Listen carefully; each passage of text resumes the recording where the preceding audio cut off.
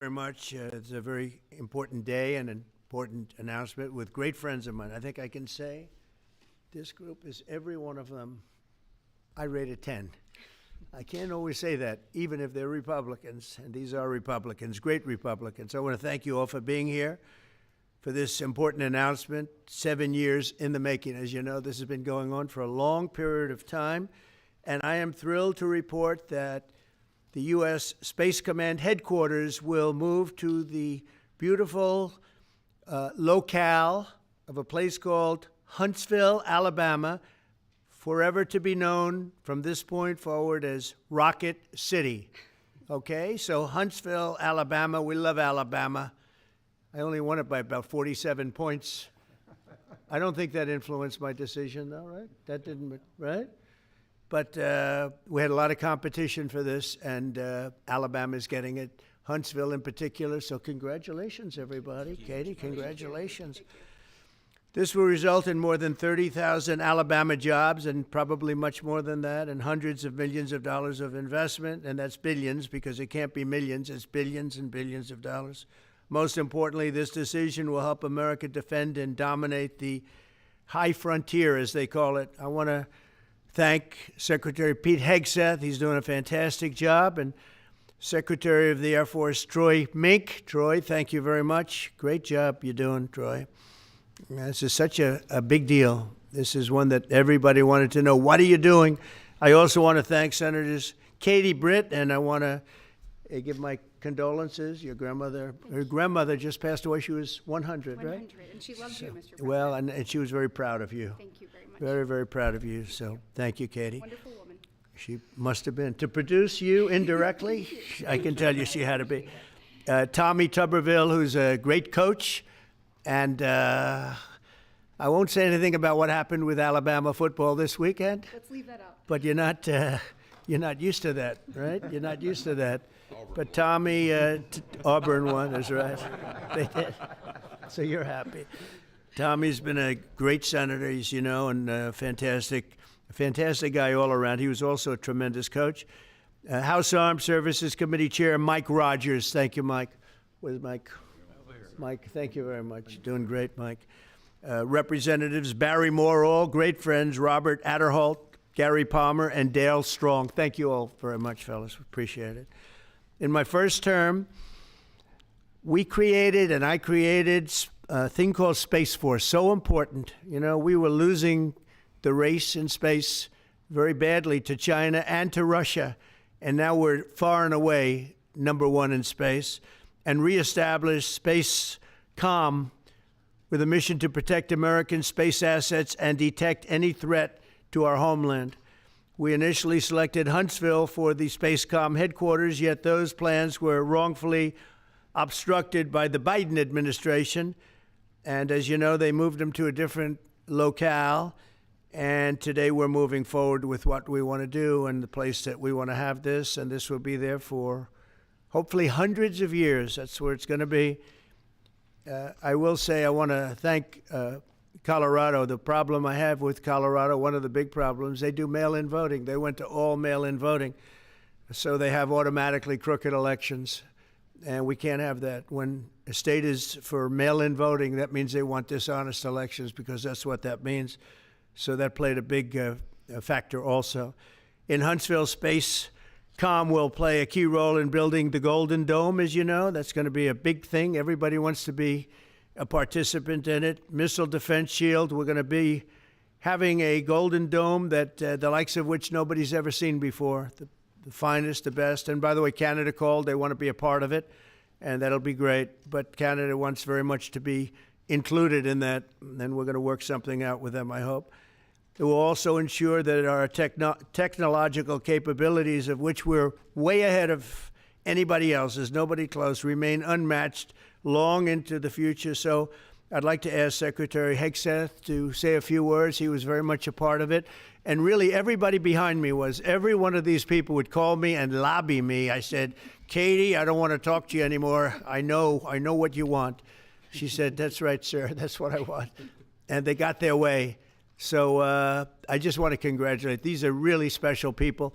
They're politicians in many ways, but they're great patriots, I think even more so than politicians. So they fought very hard to get it, and it's an honor to give it to Huntsville. Pete, say a few words, please. Thank you, Mr. President. As usual, right place, right time, for the right reason. In your first administration, you established the Space Force at a time when we knew we had to be looking to that domain of space. You also reestablished SpaceCom to ensure that priority was put in place, and you, through the Air Force, independently identified that Huntsville, Alabama was the right place to put it.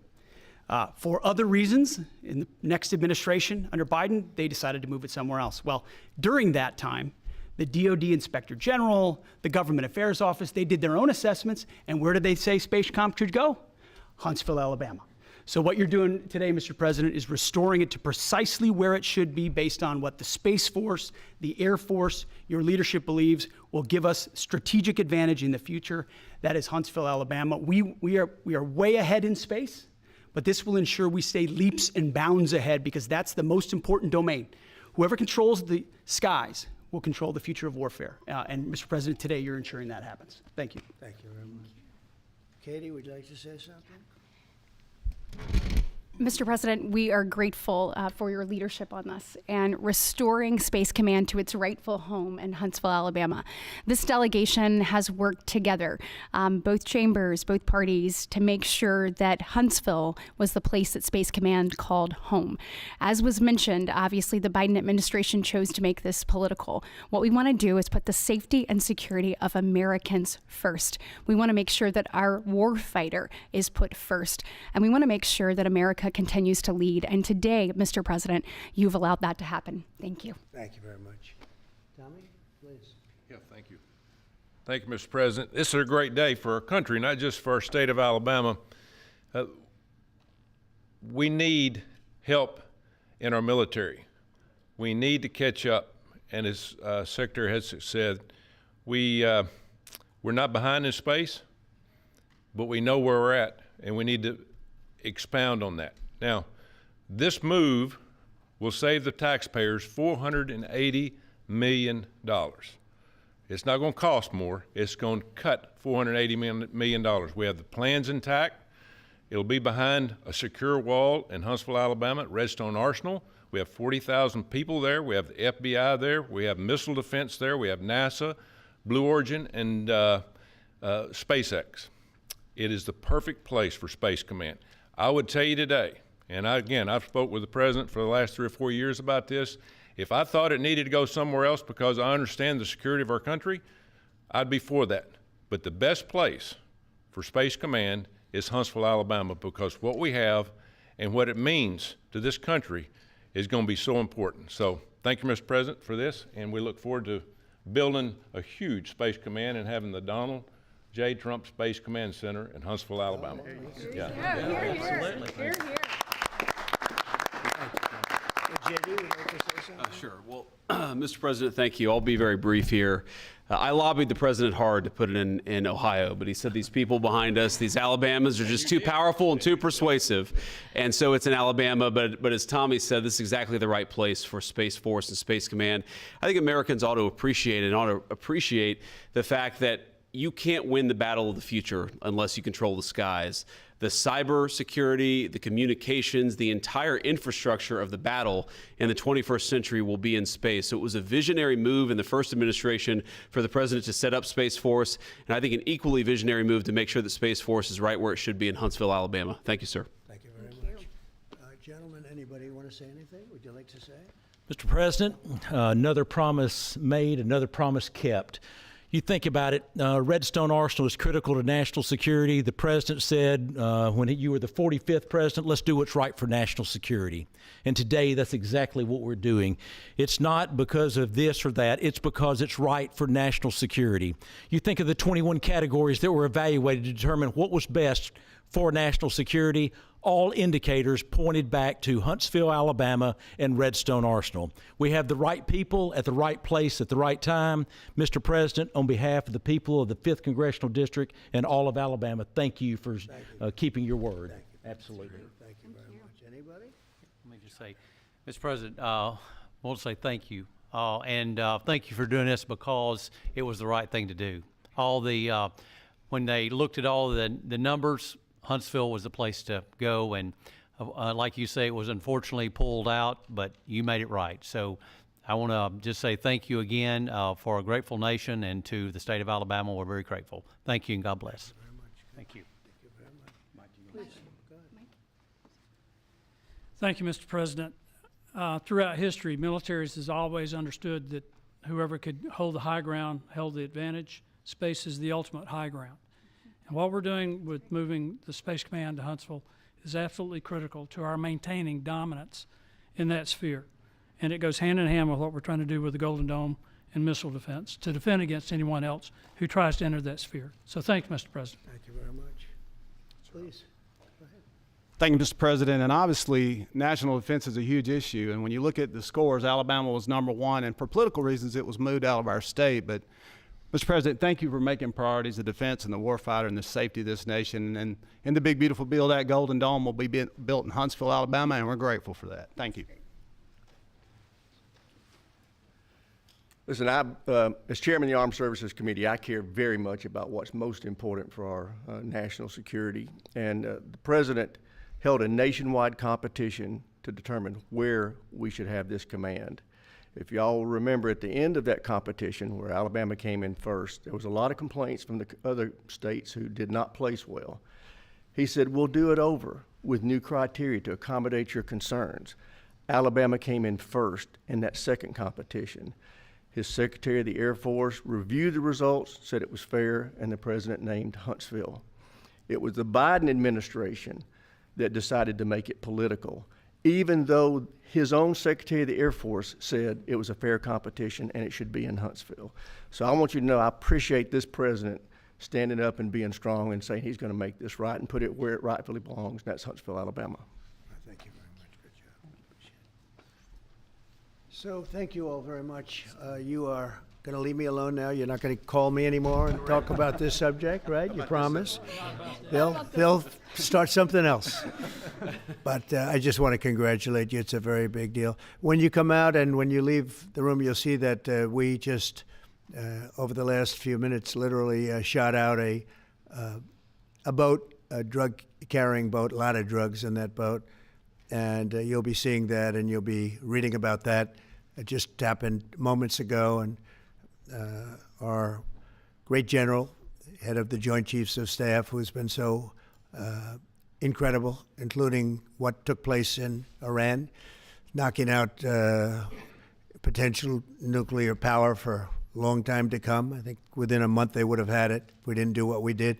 But he gave us a little bit of a briefing, and you'll see. And there's more where that came from. We have a lot of drugs pouring into our country, coming in for a long time. And we just, these came out of Venezuela and coming out very heavily from Venezuela. A lot of things are coming out of Venezuela. So we took it out, and you'll get to see that after this meeting is over. Do you have any questions, please? Yeah, please. Thank you, Mr. President. Senator Tuberville, you talked about the cost savings Yeah. associated with this announcement. Can you talk about the strategic benefits by having Space Force Command headquartered in Huntsville? Well, it just works because we have so much else there. And having a central, you could call it a central command, but it really is a command station. Also, even locationally, where it is, and when you think about flying distances, if you can save a half an hour as fast as some of these planes go and things go, and even the rockets go, if you can save by having the best location. So we went out, as you know, to experts, and we had 4 different groups of experts. They all said this was the best location. I also loved it from the standpoint, I know the people of Alabama, they are great people, work hard, and there's no games, and they're very proud of it. And I would say they fought harder for it than anybody else also. A lot of states, 5 states really wanted it, but they wanted it more. And I kid you not when I say that these people, they spoke to me a lot. That's all they wanted to talk about. They didn't want to talk about the weather. They only wanted to talk about moving to this location, moving to Alabama, Huntsville in particular. So we're honored to do it. They really wanted it badly, and they got it. Peter? President Trump, something completely different, but about a big viral social media trend over the weekend. How did you find out over the weekend that you were dead? You see that? No. People didn't see it for a couple days. 1.3 million user engagements as of Saturday morning about your demise. Really? I didn't see that. You know, I have heard, it's sort of crazy, but last week I did numerous news conferences, all successful. They went very well, like this is going very well. And then I didn't do any for 2 days, and they said, there must be something wrong with him. Biden wouldn't do them for months. You wouldn't see him. And nobody ever said there was ever anything wrong with him, and we know he wasn't in the greatest of shape. No, I heard that. I get reports. Now, you knew I did an interview that lasted for about an hour and a half with somebody, and everybody saw that was on one of your competitors. I did numerous shows and also did a number of truths, long truths, and I think pretty poignant truths. No, I was very active over the weekend. They also knew I went out to visit some people at the club that I own, pretty nearby on the Potomac River. And no, I've been very active actually over the weekend. I didn't hear that one. That's pretty serious stuff. I'm glad it's Well, it's fake news. You know, it's just it's so fake. That's why the media has so little credibility. I knew they were saying, like, is he okay? How's he feeling? What's wrong? I said, I just left. And it's also sort of a longer weekend, you know, it's Labor Day weekend. So I would say a lot of people know I was very active this Labor Day. I had heard that, but I didn't hear it to that extent. Go ahead, Peter. Something else. We know that this country has a huge problem with school shootings. You've said that you were open to sending the National Guard pretty much anywhere. Would you ever consider sending an armed National Guardsman to every school? Well, we have a big problem with school shooting, but we also have thousands and thousands of schools that run perfectly. You know, they talk about you can do things construction-wise, and that's really, I think nobody knows more about construction than me. You can build the construction doors. You can build what they call safety doors, where they lock on the outside, the inside, and every place else. Well, but if one of these lunatics happens to get through, then the police can't get in. Then they're looking for keys all over the place, and it takes a lot of disadvantages to doing, spending billions and billions of dollars and actually making it safer in some way for some of these lunatics that we're dealing with. But I don't think so. I've thrown out the concept. We have great teachers that love our children. The parents love the children. Teachers love the children too. And if you took a small percentage of those teachers that were in the military, that were distinguished in the military, that were in the National Guard, et cetera, and you let them carry. That's something that a lot of people like. I sort of liked it. I'd have to be studied, but they're trained. They know about weapons. You can't do it with every teacher because most teachers don't know, but I always thought that would be an alternative. But it just, we've had a lot of instances. Other countries have also. They have different kinds of problems than we have, but we do have, there's something going on, and it's a bad thing. Yes, please. Have you spoken with President Putin in the past week? Have you spoken with President Putin? Yeah, I don't want to. I have learned things that will be very interesting. I think in the next few days you'll find out. Will there be any consequences if there isn't some type of announcement of a meeting with President Putin and President Zelensky? Yeah, there will be. We're going to see what happens. We're going to see what they do and what happens. I'm watching it very closely. Last week, they lost 7,000, between the two countries, 7,313 soldiers, to be somewhat exact, for no reason whatsoever. And they're Russian and they're Ukrainian, but, they're soldiers. I want to see it end. Yeah. Mr. President, have you decided you're definitely going to send National Guard troops to Chicago? I didn't say when, but the answer is, look, Chicago's very interesting because I watched Pritzker get up and say we don't need help, we're safe. But 2 weeks ago, they had 6 people murdered, and they had 24 people hit by bullets. Last week, as you know, it was 7 people, 24 people hit, and 7 people died. And then over the last 2 days, that was the crown jewel. They had, I guess, 9 or 10 killed, and 50 hit with bullets. And you have this governor get up, who's a terrible governor. Probably he and Gavin Newsom would be probably the two worst and most naive They're naive. Either they're naive or they're very untruthful. And he'll say, we don't want any protection. We don't need. So in the last 3 weeks, he's lost almost 20 people killed. There's no place in the world, including you can go to Afghanistan, you can go to places that you would think of. They don't even come close to this. Chicago is a hellhole right now. Baltimore is a hellhole right now. Parts of Los Angeles are terrible. If we didn't put out the fires, and I mean the other fires, the bullet fires, they didn't do a good job with, they should have had the water coming down, like I said. You know, we had to release the water. We had to go in and release the water to LA. It's so badly run. But if I didn't send the National Guard into Los Angeles, I would be making an announcement today. I'd be talking about Huntsville, and I'd simultaneously be saying, by the way, the Olympics is not coming to Los Angeles. If we didn't do that, and even the sheriff, the top law enforcement person in Los Angeles said, we could not have handled it without them. So that's what he said. Did you make your mind up on Chicago, though? Well, we're going in. I didn't say when. We're going in. When you lose, look, I have an obligation. This isn't a political thing. I have an obligation. When we lose, when 20 people are killed over the last 2.5 weeks, and 75 are shot with bullets. So let me tell you a little story about a place called D.C., District of Columbia, right here where we are. It's now a safe zone. We have no crime. It's in such great shape. You can go and actually walk with your children, your wife, your husband. You can walk right down the middle of the street. You're not going to be shot, Peter. You're safe. Everyone likes you anyway. They probably wouldn't do it. But it's so dangerous. And there are people in this audience that you've suffered greatly. There are people in this audience that have been mugged and hurt badly, and they don't want to talk about it. Maybe you were very brave in talking about it. You made quite an impression on a lot of people. I appreciate it. But there were other people in this room that have been hurt very badly just walking down the street in D.C.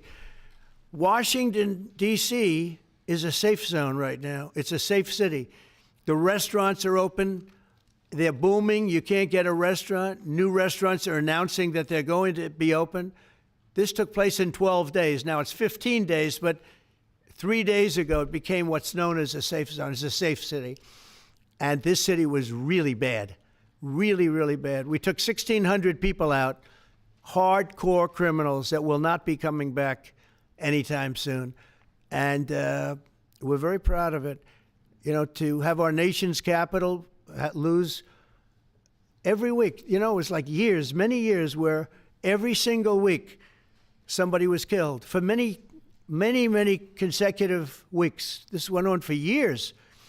And then we had, last week it was announced that nobody was killed last week.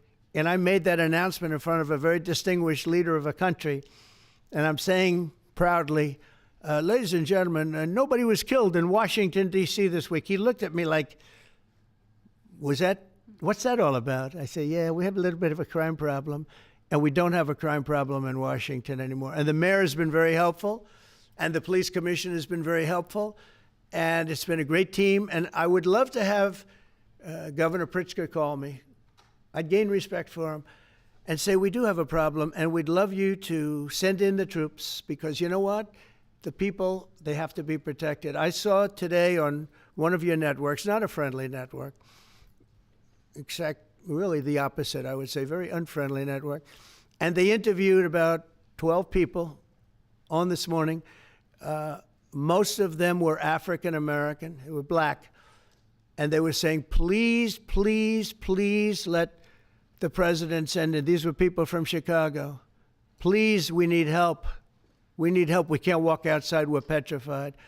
If the governor of Illinois would call me up, I would love to do it. Now, we're going to do it anyway. We have the right to do it because I have an obligation to protect this country. And that includes Baltimore. I saw where Governor Moore was asking me to take a walk down the street of Baltimore. Well, Baltimore is a very unsafe place. It's rated number 4 in the city, one of the most unsafe places anywhere in the world. But, you know, we took care. This was a beautiful thing that happened in Washington because we showed that it could be done. And this wasn't just sending big, strong guys, and they are big and they are strong. You know, we had a great decision from the Supreme Court that had to do with sort of talent. It had to do with you are put down based on merit. You can hire based on merit. So merit for a soldier or for a policeman is strong, physically fit, having a certain ability, not a person that is woke and got the job through woke, but wasn't strong enough to lift a gun out of the holster, et cetera, et cetera. No, I looked at the police. As you know, last week I went over, we had a meeting there had to be 300 people, and they were all very impressive looking. And when the bad guys see them, they're not going to do a thing. And so I'm very proud of Washington. It serves as a template, and we're going to do it elsewhere. But Chicago is certainly going to be high. I would love to have him call. I would love the governor of Illinois. I'd be honored to take his call. All he has to do is say, sir, we need help. It's out of control. And everyone knows it is. He's not kidding anyone. I would love to have, I would say, Governor Moore call, because I watched him over the weekend trying to explain that Baltimore, what they need is housing. No, they don't need housing. They need to get rid of the criminals. These are hardcore criminals. You know, we took many people off the streets of Washington, D.C. They're hardcore. They're not going to be good. In 10 years, in 20 years, in 2 years, they're going to be criminals. They were born to be criminals, frankly. They were born to be criminals, and they're tough and mean, and they'll cut your throat, and they won't even think about it the next day. They won't even remember that they did it. And we're not going to have those people. Washington, D.C. is now a safe zone. It's a safe place. And you can walk, Katie, you can walk right down the street with, by the way, one of the biggest human beings I've ever seen, which is her husband. He was a football player for like 11 years in the NFL. He's a big person. But big doesn't mean anything when they have guns and when they have knives and everything else that they have, right? But you can walk right down the street, even by yourself, and you're totally safe. Washington, D.C. is a great thing. Yes, ma'am, please. Mr. President, as you're calling on Democratic leaders across the country to work with you on crime, do you see your efforts here in D.C., including, for example, working with Mayor Bowser here as a model for bringing more bipartisanship in matters not only with crime, but also issues that matter to everyday American people's lives? So Mayor Bowser's been great. She could have taken the thing, and then after I clean it up, they'll take credit for it. You know what they do is they take credit. Like, we cleaned up Los Angeles. We did a great job there. And it was overwhelming what was going on. And again, the police chief made a statement that we could not have done, there's no way they could handle it. You saw what was happening out there. It was going to be a disaster. We stopped it cold. If we didn't do that, would have been a very sad day. And you know, remember, we have the Olympics, we have the World Cup, we have all these things coming, and we have 250, all of these things coming. But I watched Newsom get up and say he's doing a great, he's not, we're the ones that did it, and that's okay, whatever it takes, but the main thing is but he got up and said, we did it. Well, he didn't want us there, and he's going to need us again because it's starting to form again. I see it. It's starting to form again.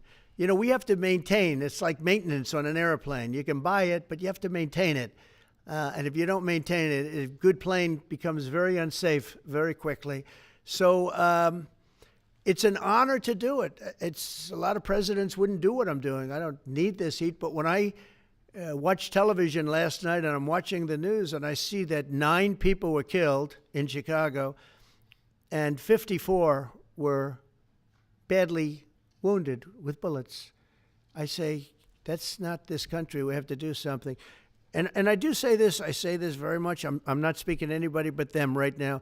I would love to receive calls from governors and mayors saying they need help. We'll help them. We have a lot of people. We have a great force. We have a great military force. You know, Pete will tell you that when I was running for office, and this was a big headline, I think, you know, probably got me a couple of votes, but you couldn't sign people in the military. Nobody wanted to join the military, the Army, Air Force, the Navy, Marines, Space Force, Coast Guard. We never forget Coast Guard because they've done such a great job. Never. But nobody wanted to join any of them. We were way below what we wanted. Every single one. The closest was the Marines, whatever that is. You'll explain that to me. But the closest was the Marines. But every service was way down, way down. And then I got elected, and our country's the hottest country anywhere in the world right now. Everybody's talking about the USA. They're talking about the job that we're doing. Everybody. We have the best economy.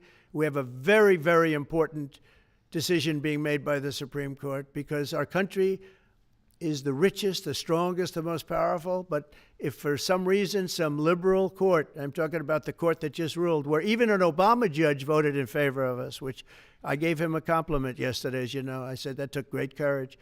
But it's a liberal court, and it's going up to the Supreme Court, who I think have been incredible people. I think they've made very wise decisions. But the tariff question, because without the tariffs, this country is in serious, serious trouble. We've taken in almost $17 trillion of investment is coming in. Most of it is coming because of tariffs. And if for some reason somebody wanted to be politically correct, I actually think it's unpolitically correct. I think politically correct is to approve it because there's nothing so popular as what's happened to our country. Our country is doing so well. But we had a liberal court gave us a very shocking ruling, and that ruling is basically saying that the trillions of dollars that are pouring into our country, putting us in a position like no country is anywhere in the world, that they'd like to see us that taken away. By the way, a lot of the people behind that lawsuit, that particular, are from foreign countries, I might add. There's a video that is circulating online now of the White House where a window is open to the residents upstairs and somebody is throwing a big bag out the window. Have you seen this? No, that's probably AI generated. So Actually, you can't open the windows. You know why? They're all heavily armored and bulletproof. So that's a fake video? Well, it's got to be because I know every window up there. The last place I'd be doing it is that because there's cameras all over the place, right? Including yours. No, but every window, I've never seen a window that's, in fact, my wife was complaining about it the other day. She said, love to have a little fresh air come in, but you can't. They're bulletproof. And number one, they're sealed. And number two, each window weighs about 600 pounds. You have to be pretty strong to open them up. No, that has to be, where was the window? Let me see.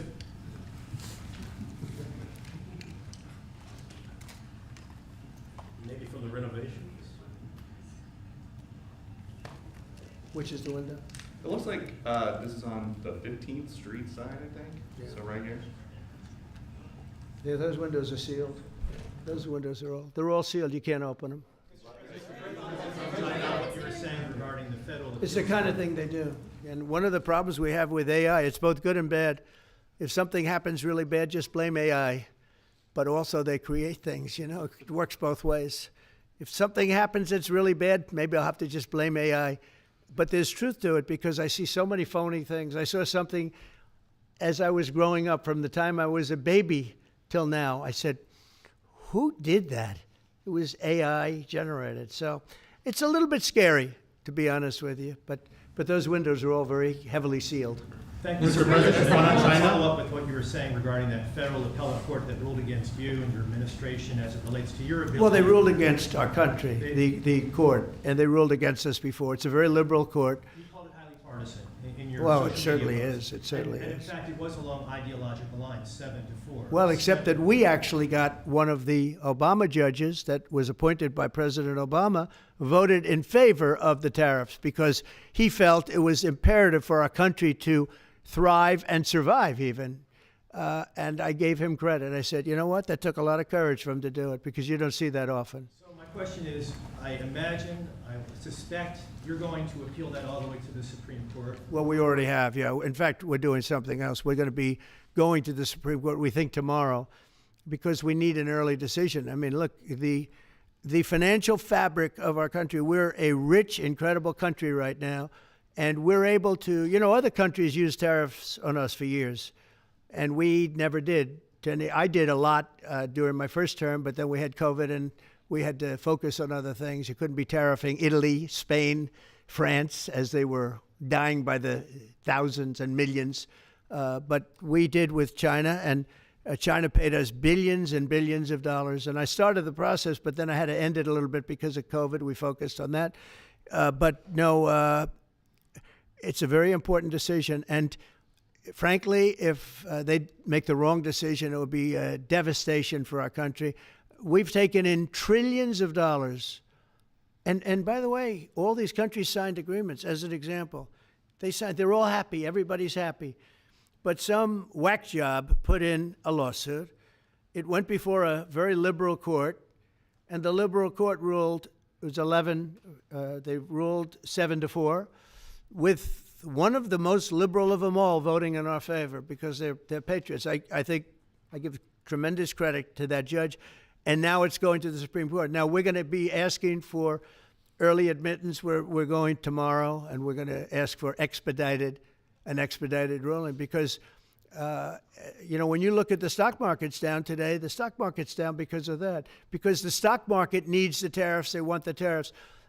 If you look at AI, all of those, all of that money that's going to be invested, trillions and trillions of dollars, the biggest thing, bigger than the internet, I suspect. It's the internet plus 3 or 4 other things combined. We are leading very substantially with AI. We're leading because of tariffs. We're leading because of talent, and this is where they'd like to be. But without the tariffs, we wouldn't have a chance because we wouldn't be able to protect those investments of the companies coming in. So if you took away tariffs, we could end up being a third world country. That's how big the ruling. So we're asking for an expedited ruling. As a backstop to that, President, you have a Republican-controlled Congress. You control the House. You control the Senate. Yeah, but we don't have 60 votes. We don't have 60 votes. I'd love to do that. Oh, if we had 60 senators, if we got the 60 votes, we would get them. But we need 60 votes, and we need, a certain number in the House. I think we'd get, I don't know, we have about 5 of them here. Would everybody agree with me on tariffs? Without tariffs, we're a different country. We have taken in so much money. And here's the thing. We signed a deal with Japan. They're paying us hundreds of billions of dollars. We signed a deal with South Korea. We signed a deal with the European Union. We signed a deal with Europe. And those countries are paying us $950 billion. And they're happy about it. They're okay. As one of them said, it's amazing that we got away with it so long. One of my friends, a leader of one of the countries, and they're fine with it. They all signed. If that ruling ever went against us, I guess we'd have to give back hundreds of billions. We would have to give trillions and trillions of dollars back to countries that have been ripping us off for the last 35 years. And I can't imagine it happening. On a legal basis, they have no legal basis whatsoever. But on a common sense basis, it would destroy America. Okay. You talked about controlling the sky. On Sunday, the satellite signal of Ursula von der Leyen's plane was alleged. With Ursula? Well, she had an interesting event. She's a tremendous woman. And so what are you asking me about her? NATO is concerned about it, and too about this. True, NATO is concerned about it. Well, nobody knows where it came from, but they did take away her ability to use a phone. Sometimes that's a good thing. Sometimes that could happen to me. I'd be very happy. Mr. President, reducing the tariffs on India from 50%. What does that mean? Are you considering taking away some of the tariffs that you've imposed on India? No, we get along with India very well. But India has, you have to understand, for many years it was a one-sided relationship. Only now since I came along, and because of the power that we have with tariffs, India was charging us tremendous tariffs, about the highest in the world. They were about the highest in the world, number one. And we therefore weren't doing much business with India, but they were doing business with us because we weren't charging them. Foolishly, we weren't charging them. So they would send in massive, everything they made, they'd send it in, pour it into our country. Therefore, it wouldn't be made here, which is a negative. But we would not send in anything because they were charging us 100% tariffs. And, I'll give you an example. Harley Davidson. Harley Davidson couldn't sell into India. There was a 200% tariff on a motorcycle.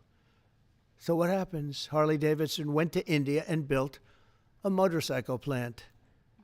And now they don't have to pay tariffs. Same thing as us. So what we're doing is Literally thousands of companies are coming into the U.S., car companies, AI, but, more traditionally, car companies. We have so many car company factories under construction or being designed right now. And they're coming from China, they're coming from Mexico, I must tell you, and they're coming from Canada, a lot of them coming from Canada. But they're coming into our country because they want to build here. And they want to build here for two reasons. Number one, they'd like to be here. And number two, the tariffs are protecting them. And number three, they want to avoid paying tariffs. When they build their cars here, they don't have any tariffs to pay. When you build here, you don't have any tariffs. Mr. President, Go ahead, in please. light of the Minnesota shooting last week, the Department of Homeland Security is now awarding more than $100 million to hundreds of faith organizations across the country to help them ramp up security. What's your vision for further protecting religious liberty across the country amid incidents of threats and So violence? religious liberty is so important, and we're talking about every religion now, and we're doing things on that nobody else has ever done, and we're going to be having a big announcement in about 2 weeks on that question. Yeah, please. On Space Command, sir, are you concerned that people may not be willing to relocate from Colorado to Alabama? No, I'm not worried. Then we'll get somebody else. Colorado's- I mean, the problem with Colorado is they have a very corrupt voting system. Look, I have so many friends in Colorado. Anytime you have mail-in voting, you have corrupt elections. Very simple. It's very simple. Even Jimmy Carter said it with his commission. They set up a commission with him and Scoop Jackson and some people, highly regarded people. And they said the finding was, if you have mail-in voting, you will have corrupt elections. Well, your radical left governor decided that he was going to have all mail-in voting in Colorado. Once you have all mail-in voting, and for whatever reason, the Democrats cheat. And they cheat like, they're not stupid. That's the only thing. They're no good on policy. They're no good on management. They're no good at government. But they're great at cheating. And they stick together, too. I give them credit for sticking together. Mr. President, Please. Obviously, this is a big win for national security, moving this to Alabama. We've all can agree with that. Big. Is there any idea of the economic impact this has on the state and on that local area? Katie, do you want to answer that? Look, I mean, go ahead. Please go. This is going to be tremendous. I mean, the state of Alabama, what we've seen through this process is the worst of Washington. We've seen politics get in the way of what is best for the warfighter, what's best for national security. And the state of Alabama is about to show the country the best among us. So we know the economic impact is going to be tremendous. There at Redstone Arsenal, we're proud to house everything from the FBI to headquarters there for material command to a number of things. We obviously have NASA with Marshall Space Flight Center, and so this naturally fits within. When you look at the decision matrix that they placed in front of us, that's why we ranked so high, is because we have the resources necessary and the ability to build out quickly to meet the needs in front of us. As far as economic impact, it would be tremendous. Does anybody have an exact number? 1,600 jobs. 3,000 spinoff. With 3,000 spinoff. Look at this. This is teamwork right here. So we are really proud, and the people of Alabama are ready to get to work. And I've got a housing question, if you could, just for a second, Mr. Yeah, President. please. Owning a home and going about the American dream seems like it's out of touch for a lot of Americans. Just recently, you pushed out a statement about addressing an emergency housing situation. That's right. We're thinking about doing that. Yeah, can you just... Well, we need a little help from the Fed. We have a man named Jerome Too Late Powell. You probably heard of him. He's too late. He's way too late. And the economy is so strong that it's pushing through that. Normally, it would have been much tougher. But we're doing so well that we're pushing through it. But it makes it very hard for people to get mortgages because too late is too late. Very simple. He's too late. And probably political, whatever. He wasn't too late before the election. Before the election, he was cutting rates, right? Because he was hoping that, I guess, Biden would get in or that Kamala would. He was a big Biden guy. Explain that one. And then he was a Kamala person. But he was hoping, I guess, she'd win, I guess. I don't know. It didn't work out too well. But, yeah, we need a very serious cut. I think that if you look back many decades ago, the United States was always the lowest, even if they were doing badly. The United States was, because without the United States, everything in the world would die. It's true. It's so powerful. It's so big. And I made it really big in the first 4 years. Then it started to degenerate with what this Biden administration did. But we built it up to a level that I never thought we could be at this quickly. We're the hottest, we're the best financially. The money coming in is so big because of tariffs and other things, but because of tariffs. Tariff gets us even those other things. Plus, it gets us great negotiating. I settled 7 wars, and numerous of those wars were because of trade. And numerous of the trade deals that I made were because of tariffs. It gives you a great negotiating ability. If that ability were taken away from us by a liberal court acting on essentially foreign nations, asking to get help from the United States government, when they've been doing this to us for 40 years, that's why we have $38 trillion in debt. We won't have it for long if they let us, if they allow us to do what everybody knows we should be able to do.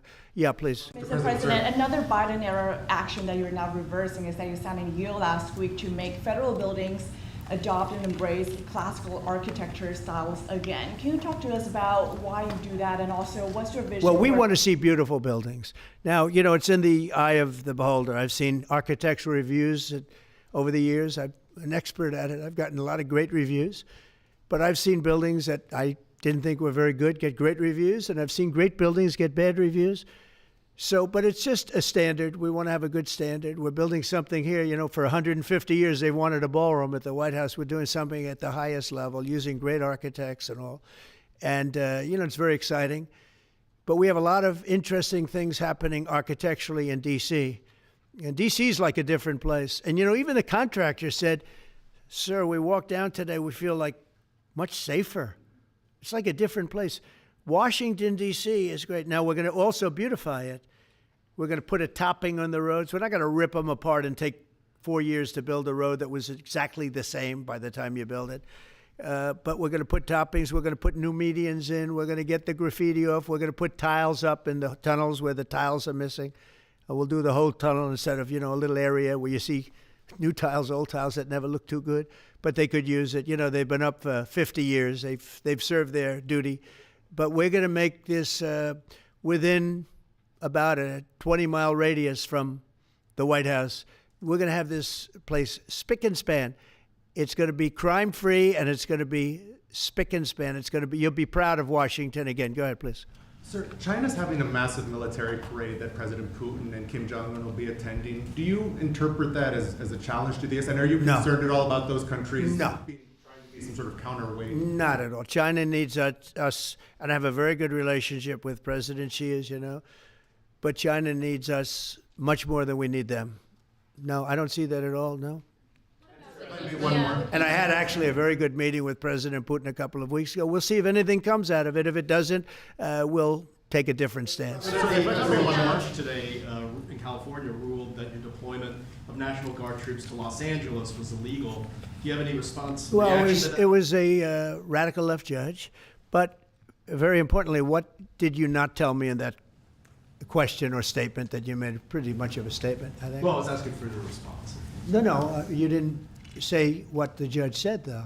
The judge said, but you can leave the 300 people that you already have in place. They can continue to be in place. That's all we need. But why didn't you put that as part of your statement? Because the same judge ruled exactly as you said, except the judge said that you can leave the 300 people that you already have in place. They can stay, they can remain, they can do what they have to do. Thank you very much, everybody. We appreciate it. Thank you.